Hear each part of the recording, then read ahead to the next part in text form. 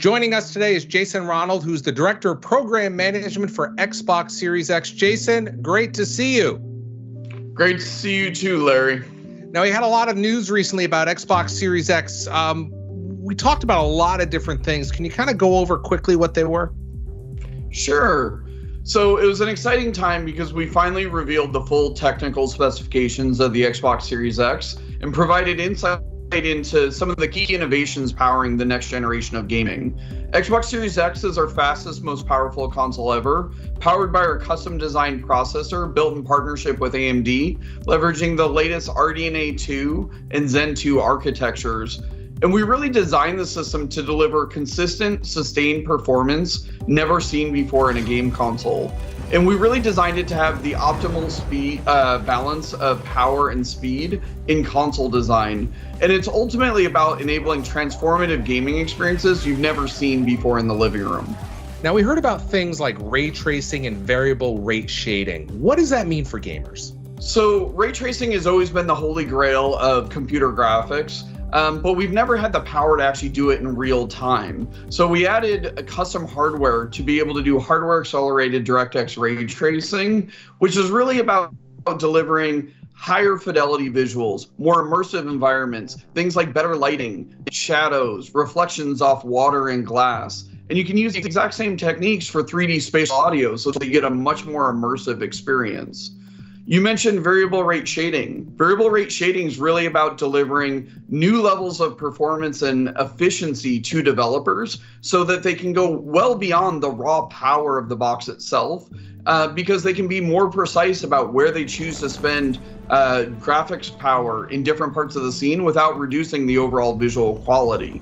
And then on the audio side, we developed a custom hardware audio block so that we could actually offload that work from the CPU. And that means that you're going to get a much richer audio experience. But because we've offloaded it from the CPU, that means you're going to have more complex AI, better animation, more denser, richer worlds.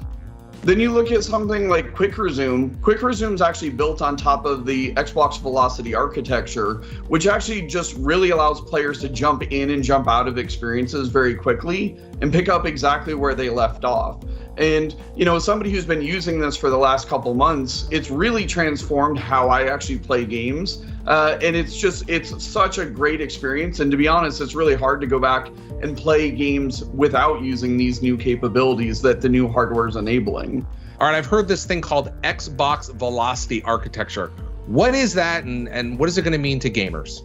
The Xbox Velocity architecture is really defined by four major components. First is the custom designed NVMe SSD, and it's going to deliver levels of performance you've never seen in console gaming before. The next is we have a dedicated hardware decompression block so that we can take those assets and expand them so that developers have direct access to them in real time so that you get much more dense worlds, richer textures, more dynamic environments. The next thing is we actually have a new member of the DirectX family called Direct Storage, which is a brand new API that gives developers direct low-level access to the NVMe controller. And then finally, we have a new feature called Sampler Feedback Streaming, which actually allows developers to, on demand, request data from the solid-state storage drive, and that acts as a memory multiplier. So when you think about these large open world games like a Red Dead Redemption 2 or an Assassin's Creed Odyssey, we wanted the technology to fade into the background so that players just get that really rich, dynamic, immersive environment, unlike what you've ever seen in previous generations. Jason, can you tell us a little bit more about the storage options available for Xbox Series X, including what this is?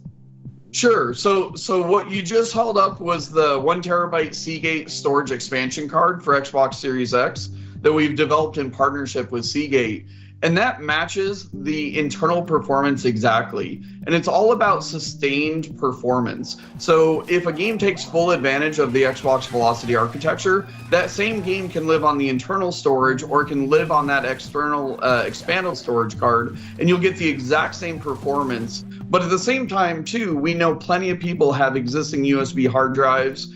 And we want to make it as easy as possible. So you can easily just take the existing external hard drive that you have, unplug it from your current console, plug it into your Xbox Series X, and all your games are instantly available to you. And you can continue to run all those games directly off that external drive. So once again, we're really focused on giving as many options as possible because we know storage is critically important for gamers who have plenty of games that they love playing. Thanks, Jason. Now I want to be super clear about what Jason just said. You can always take your Xbox One games and play them directly off your external hard drive when connected to Xbox Series X. Now for Xbox Series X games, you can certainly store them on your external hard drive, but when you're ready to play them, you're going to want to move them to the internal SSD or the Seagate expansion drive right here. It's that simple. Anything else you'd like to share before I let you go? Honestly, from the team, we're just really excited to get this out into players' hands later this year. You know, we're going to be delivering 4 generations of content. Thousands of games will be available on day one. And we're really excited by what developers are doing right now to build new games for the Xbox Series X. So we're excited to ship it later this year. Jason Ronald, Director of Program Management for Xbox Series X. Thanks for joining us. Thank you very much, Larry.